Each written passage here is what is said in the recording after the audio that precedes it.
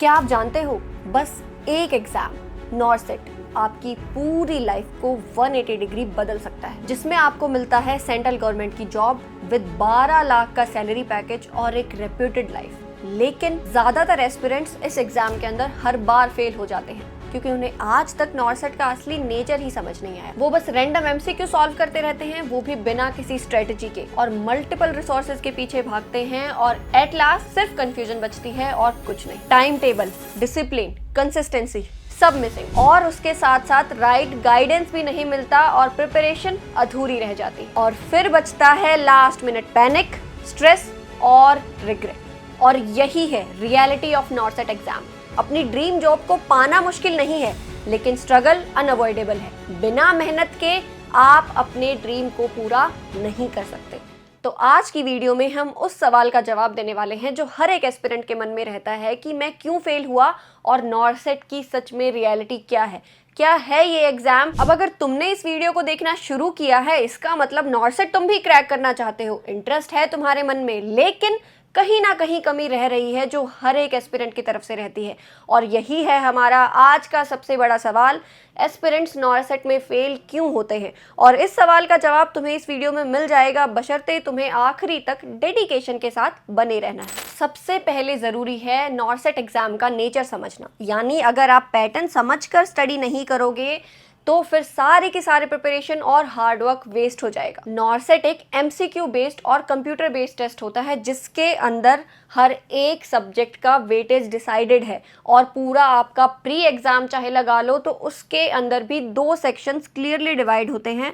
यानी 80% आपके रहते हैं नर्सिंग के क्वेश्चंस एंड 20% आपसे नॉन नर्सिंग पूछी जाती है, जिसके अंदर मैथ्स, रीजनिंग, जीके, आपका नॉर्मल एप्टीट्यूड आ गया। तो सबसे पहले प्री यानी कि क्वालिफाइंग वाले एग्जाम को समझना ज़रूरी है, और वेटेज से आपको ये पता चल जाता है कि कौन से एग्जाम की इंपॉर्टेंस नॉरसेट में ज़्यादा रहती है। अब बहुत सारे बच्चे इसलिए भी फेल हो जाते हैं कि वो गलत सेक्शन पर फोकस करते हैं। इस 20% पर फोकस करने के चक्कर में वो इस 80% को नेग्लेक्ट करते हैं। और अगर आप अपने कोर सब्जेक्ट्स को, नर्सिंग को शुरू से ही स्ट्रॉन्ग नहीं करोगे तो फिर दुनिया की कोई ताकत नॉरसेट क्रैक नहीं करा सकती। लेकिन अब सवाल आता है कि सॉल्यूशन क्या है और बच्चे को फोकस करना कहां पर है। तो इस चीज को समझो, जब पहले नॉरसेट होता था, पहले जब एम्स का एग्जाम होता था, सब कुछ इजी आता था, सीधे क्वेश्चन आते थे। एमएसएन है तो एमएसएन का क्वेश्चन है, ओबीजी है तो ओबीजी का क्वेश्चन है। फिलहाल आपसे क्लिनिकल और फैक्चुअल नॉलेज ज्यादा पूछी जाती है, आपकी क्रिटिकल थिंकिंग को टेस्ट किया जाता है। क्या आप एक सब्जेक्ट को दूसरे के साथ मिलाकर आंसर करना जानते हो? आपसे शुरू किया जाएगा एमएसएन से क्वेश्चन और आंसर फार्मा का पूछ लिया जाएगा। इस तरीके से day by day competition increase हो रहा है और पुरानी स्ट्रेटजी के साथ आप क्रैक नहीं कर सकते हो। You have to be smart with the exam. लेकिन अब बात आती है कि बच्चे को कैसे पता चलेगा कि हर बार पैटर्न चेंज हो रहा है, क्या एडवांसमेंट आ रही हैं और हर बार क्वेश्चन के पैटर्न में क्या चेंज आ रहा है। तो उसके लिए तुम्हें गोल्ड माइन बता देती हूँ, सीधा सीधा सिंपल रास्ता है प्रीवियस ईयर क्वेश्चंस। पीवाईक्यू देखो, समझो पिछली बार किस टॉपिक से ज्यादा क्वेश्चन आए थे, क्या टॉपिक को सीधा पकड़ा था या ऐसे घुमा के कान पकड़ के पकड़ा था। अब दोनों में आंसर सेम जाता है, लेकिन आप जैसे ही थोड़ा क्वेश्चन घुमा के आपसे पूछा, आप कंफ्यूज हो जाते हो और गलत करके आ जाते हो। जैसे ही 2-3 सब्जेक्ट को मिक्स किया, आप डर जाते हो क्वेश्चन को देखे कि इतने बड़े सिनेरियो को मैं कैसे सॉल्व करूं। इसलिए प्रीवियस ईयर क्वेश्चंस देखो और समझो कि day by day, year by year, NORCET by NORCET किस तरीके से एग्जामिनर उसको टफ बनाते जा रहे हैं। और पीवाईक्यूज नहीं मिल रहे हैं, समझ नहीं आ रहा है क्या करूं, तो वो तुम्हें सिंपली बहुत इजीली एनप्रेप ऐप से मिल जाएंगे। प्ले स्टोर से एनप्रेप ऐप डाउनलोड करो और जितने पीवाईक्यू चाहिए, जितने टेस्ट चाहिए, जितने क्वेश्चन चाहिए, सब कुछ तुम्हें ऐप पर मिल जाएगा। अब एक हल्का सा रियलिटी चेक भी ले लेते हैं। अब अगर डेटा की बात करें तो 60% एस्पिरेंट्स ने नर्सिंग सब्जेक्ट्स के अंदर ही कम स्कोर किया है। इसका मतलब आप नॉन नर्सिंग पे, मैथ पे फंसे रह गए, जीके पे फंसे रह गए, लेकिन जिस सब्जेक्ट पर आपको सच में फोकस करना था, एमएसएन, एफओएन, ओबीजी, ये तीनों तो बेटा ऐसे उंगलियों पे रटे होने चाहिए थे, इन पर ध्यान नहीं दिया, इसकी थ्योरी को इग्नोर कर दिया, इसके क्वेश्चन प्रैक्टिस नहीं की और लास्ट मोमेंट पे दूसरी चीजों में फंसे रह गए। तो फिर ये गलती थी जो इन 60% बच्चों ने की है। लेकिन यहाँ पर भी वो 40% स्टूडेंट्स थे जिन्होंने ये मिस्टेक नहीं की और अच्छे से पैटर्न को समझ के तैयारी की। आपको भी बस उस 40% के अंदर रहना है। अब बात कर लेते हैं सबसे बड़े सवाल की कि ज्यादातर एस्पिरेंट्स नॉरसेट के अंदर फेल क्यों हो जाते हैं। इसके अंदर मेन 3 चीज़ें हैं। सबसे पहला और बहुत इंपॉर्टेंट कि आखिरी टाइम पर लास्ट मिनट आप बहुत ओवर कॉन्फिडेंट हो जाते हैं। ये प्रॉब्लम हर स्टूडेंट के साथ नहीं है, लेकिन बहुत सारे बच्चों के साथ है कि कुछ टाइम हो रह गया है नॉर्सेट का और मैंने अभी तक बहुत पढ़ लिया है, अब मेरे टेस्ट तो बहुत अच्छे जा रहे हैं, मेरा स्कोर बहुत अच्छा आ गया, या फिर टेस्ट लगाने की जहमत ही नहीं उठाई। लास्ट मिनट अगर आप ओवर कॉन्फिडेंट रहेंगे तो उसके बाद एग्जाम तो धोखा देगा ही बेटा, फिर किस तरीके से पास होगे। नेक्स्ट जो बहुत ज़्यादा बच्चे गलतियां करते हैं, उनको यही समझ नहीं आता है कि नॉर्सेट के कोर टॉपिक्स क्या हैं, या फिर वो कौन से ऐसे सब्जेक्ट्स हैं जिनमें से एग्जामिनर पूछेगा ही पूछेगा। जैसे अगर कोई स्टूडेंट ऐसा है जिसने एमएसएन को अच्छे से नहीं पढ़ा है, तो फिर बेटा भूल जाओ कि आप इस बार नॉर्सेट क्रैक करने वाले हो, क्योंकि ये कोर है, this is the heart of नॉर्सेट। यहाँ से तो पेपर बनेगा ही बनेगा। कितने भी आप क्वेश्चंस उठा के देख लो, पूरे पेपर में से 25 से 30% ऑफ द सेक्शन पूरा का पूरा कंप्लीट एमएसएन का रहता है। भले ही इसको थोड़ा घुमा के पूछे, एफओएन में थोड़ा मिक्स कर दे, थोड़ा फार्मा में मिक्स कर दिया, लेकिन ये तो बेसिक मिलता ही मिलता है। और कोर सब्जेक्ट तक आपको जब पहुंचना है जब आपके बेसिक्स अच्छे हों। जिस बच्चे ने एक बार भी आज तक एनाटॉमी फिजियो देखी ही नहीं है, वो एमएसएन समझने का नहीं सोच सकता है, कभी समझ नहीं आएगा। पहले नॉर्मल समझो, फिर एबनॉर्मल डिजीज पोर्शन की तरफ जाओ, तो ही आप प्रॉपर अच्छे से ह्यूमन बॉडी को समझ पाओगे, डिजीज समझ पाओगे और क्वेश्चन सही कर पाओगे। और अगर आपको ये जानना है कि हर बार नॉर्सेट में कौन से ऐसे टॉपिक्स हैं जो रिपीट होते हैं और बहुत इंपॉर्टेंट है, तो वो वीडियो चैनल पे ऑलरेडी अपलोडेड है। उसका लिंक आपको यहाँ पर डिस्क्रिप्शन और कमेंट बॉक्स में मिल जाएगा, इस वीडियो के बाद जाके देख लेना। और अब एक ऐसी मिस्टेक है जो हमारे सारे ही बच्चे कर रहे हैं, 80% बच्चे हमारे यही गलती करते हैं, मॉक टेस्ट को इग्नोर करते हैं जिस टाइम पर आपको उसे सबसे ज़्यादा प्रायोरिटाइज करना चाहिए था। सिर्फ कोई लेक्चर वीडियो देख लेने से, नोट्स बना लेने से और नोट्स को 6 बार पढ़ लेने से आप एग्जाम क्रैक नहीं कर सकते हो। आपको क्वेश्चन प्रैक्टिस करनी पड़ेगी, तो ही आप उस चीज़ को फाइट करने के लिए रेडी हो पाओगे जो नॉर्सेट आपको एग्जाम वाले दिन ऑफर करने वाला है। और अच्छे क्वालिटी के मॉक टेस्ट अगर आप उसी माहौल में बैठकर अटेम्प्ट करते हो जैसे नॉर्सेट होता है, ऑनेस्टी के साथ, तो फिर नॉर्सेट के नेचर कोर पैटर्न को समझना मुश्किल नहीं है। आप ये भी समझ जाओगे आप कहाँ स्टैंड करते हो, आपकी स्पीड कितनी मेंटेन हो रही है, आप कितनी एक्यूरेसी के साथ क्वेश्चंस अटेम्प्ट कर रहे हो, कितने नेगेटिव जा रहे हैं।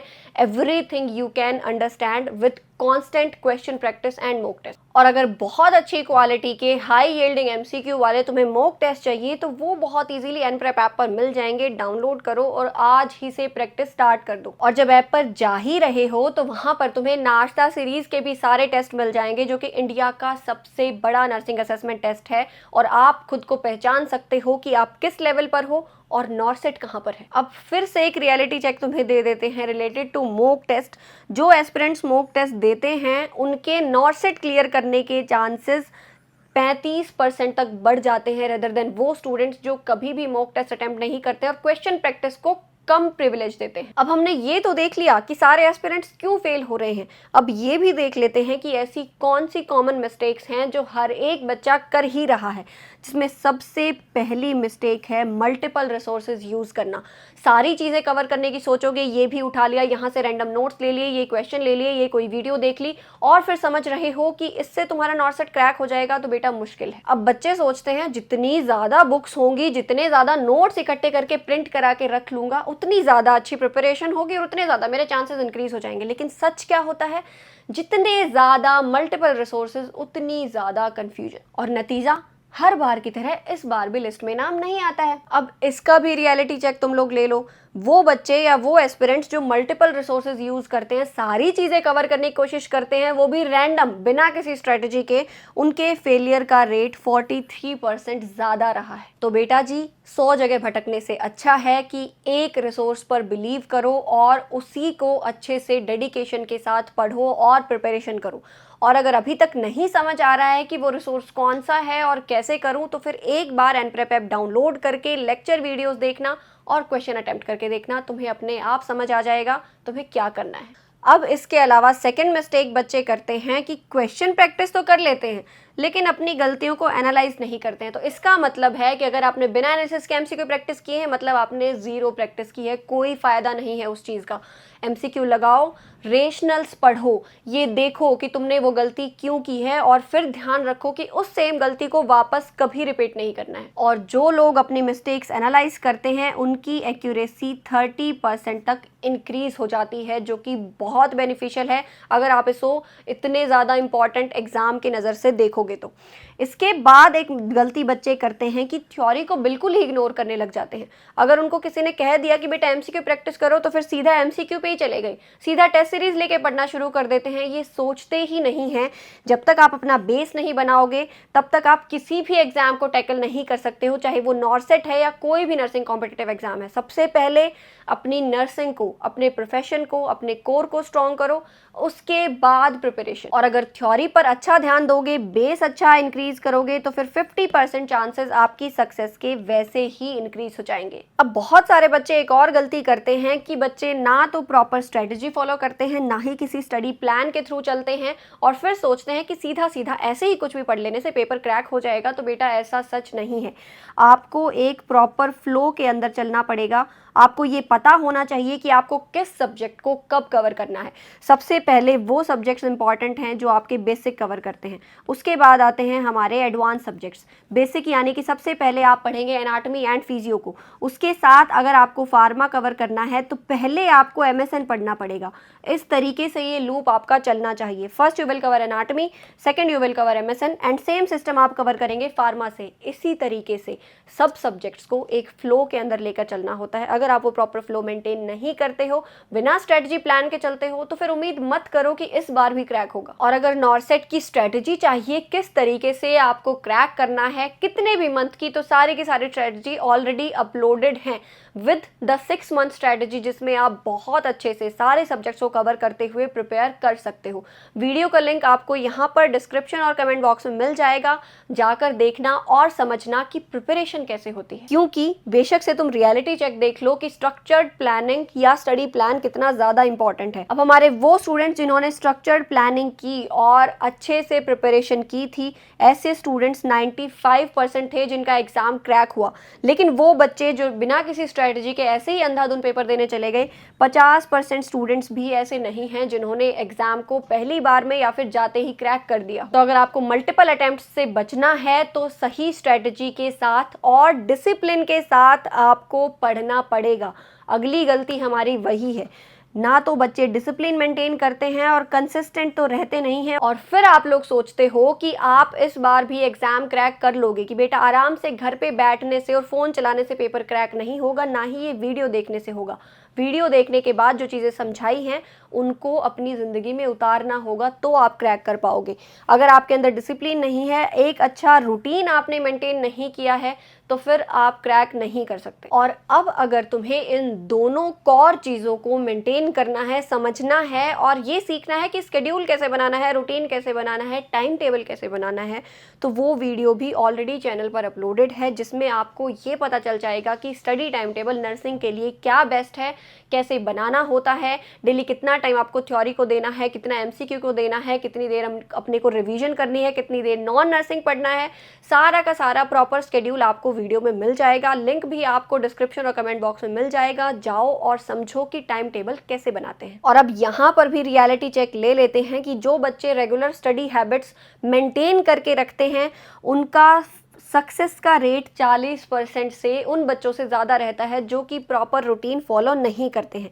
जो एस्पिरेंट्स डेली 4 से 5 घंटे कंसिस्टेंटली पढ़ते हैं, उनका सक्सेस रेट सीधा का सीधा 2 गुना बढ़ जाता है। और अभी तक तुम्हें लग रहा होगा कि सारी गलतियां पता चल गई हैं मुझे मेरी, और शायद इस बार मैं क्रैक कर लूँगा, लेकिन अभी भी एक गलती ऐसी रहती है इसके अलावा भी जो समझनी बहुत ज़्यादा ज़रूरी है, and that is lack of right guidance. यानी अगर आपके पास सही गाइडेंस नहीं है, आपको मेंटोरशिप नहीं मिली, आपको किसी ने यही नहीं बताया कि बेटा तुझे इस डायरेक्शन में मूव करना है, तो फिर सक्सेस का रेट और स्लो हो जाता है, डाउन चला जाता है। अब ये चीज़ तुम ही सोचो, तुम्हें कौन गाइड करेगा? तुम खुद कर लोगे या फिर तुम्हारे पीयर ग्रुप वाले बच्चे कर लेंगे, तुम्हारे दोस्त कर लेंगे? कौन करेगा?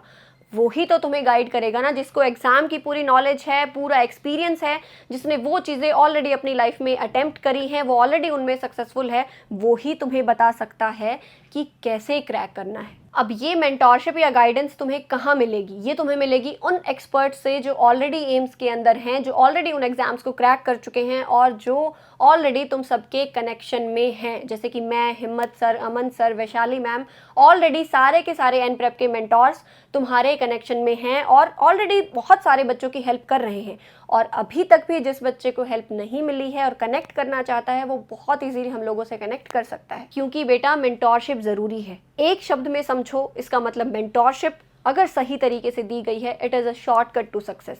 जो चीज़ आप 1-2 साल में क्रैक करने वाले थे, वो शायद आप पहले अटेम्प्ट में 6 महीने में क्रैक कर सकते हो। अब मेंटोरशिप से रिलेटेड भी रियलिटी चेक तुम्हें दे ही देते हैं। वो एस्पिरेंट्स जो मेंटोरशिप लेते हैं, उनके एग्जाम क्रैक करने के चांसेस 40% हाइयर थे। एंड गाइडेंस का मतलब है सही स्ट्रेटजी, और एग्जाम के टाइम पर भी तुम्हें ये बताना कि अटेम्प्ट कैसे करना है, ज़्यादा गलतियां करने से बचना कैसे है, किस टॉपिक को ज़्यादा पढ़ना है, किसको आप थोड़ा स्किप कर सकते हो। वो सारी चीज़ें जो एक बच्चे को चाहिए एक किसी भी नर्सिंग कॉम्पिटिटिव एग्जाम को क्रैक करने के लिए। और अगर आपको एनप्रेप के मेंटोर से कनेक्ट करना है, सपोर्ट टीम से बात करनी है और आपको गाइडेंस की नीड है, तो फिर इस नंबर पर आप कॉन्टैक्ट कर सकते हो 6377639169। अब मुझे लग रहा है कि यहाँ तक तुम ये ज़रूर समझ चुके होगे कि क्या नॉरसेट का सही नेचर है, क्या बहुत सारे बच्चे गलतियां करते हैं और क्या वो गलतियां हैं जो तुमने भी अभी तक की होंगी, जो तुम ये वीडियो अभी तक देख रहे हो। नॉरसेट सिर्फ एक एग्ज़ाम नहीं है,